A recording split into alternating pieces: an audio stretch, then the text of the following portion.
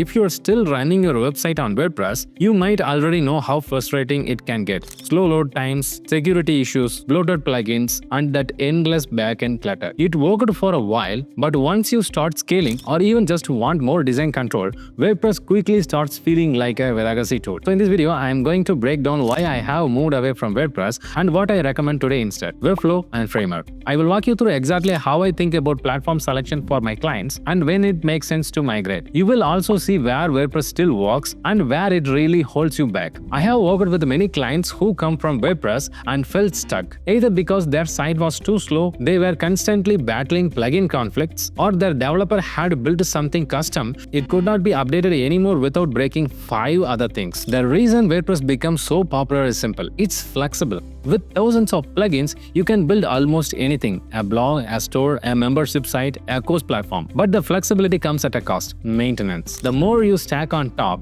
the heavier and riskier it gets. So when do I suggest switching to Webflow or Framer? If you are building a marketing site, a portfolio, a B2B service site, or even a landing page for your SaaS, WordPress is not the fastest or easiest option anymore. Platforms like Webflow and Framer let me build exactly what I need visually without relying on third-party plugins for simple things like animations, forms, or layout flexibility. Let's take Webflow first. Webflow is a visual website builder, but with developer-level control. It gives you a complete freedom to build your layout using CSS properties like flex, grid, padding, and positioning, all visually. And it has a powerful CMS system that's perfect for blogs, team members, case studies, or any repeatable content. Think of it like advanced custom fields in WordPress, but built into a platform. I also use Webflow for clients who need editor access. They can update content without breaking layouts, and it's hosted directly on Webflow's high-performance infrastructure. No need to worry about installing updates, backups, or managing security patches. Now, what about Framer? Framer is my go-to for fast-moving teams, early-stage startups,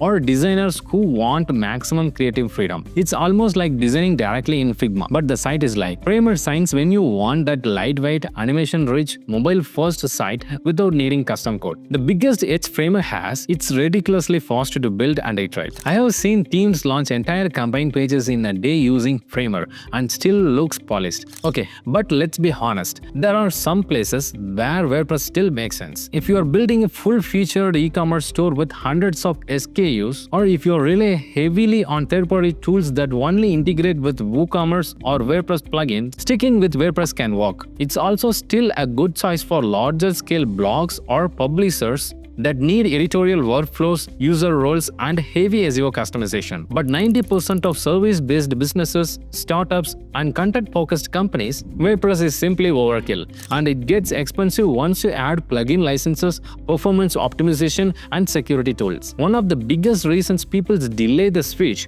is fear of losing content. But here is the truth: migrating from WordPress to Webflow or Framer is absolutely doable. I have helped clients migrate full blogs, case studies, CMS content, SEO metadata, even custom slugs without losing search visibility. And once you are on Webflow or Framer, updates are visual, fast, and you would not have to worry about anything breaking from a plugin update again. So here is how I would be summarizing. If you want design flexibility, speed, security, and a cleaner content editing experience, go with Webflow. If you want even faster turnarounds, more creative freedom, and simpler handoff for design-first projects, go with Framer. And if you are still on WordPress, now might be the right time to rethink your setup. If you want help migrating your site from WordPress to Webflow or Framer, that's exactly what I do. You can check the contact link in the description if you would like to work with me. And if you are curious about how I structure migrating projects, let me know in the comments. I will create a follow-up video showing how I map out content, SEO, page templates, and launch. Don't forget to like and subscribe if you found this helpful. And if you are deciding between Webflow and Framer for your next project, check out my comparison video next. It will help you make the decision faster.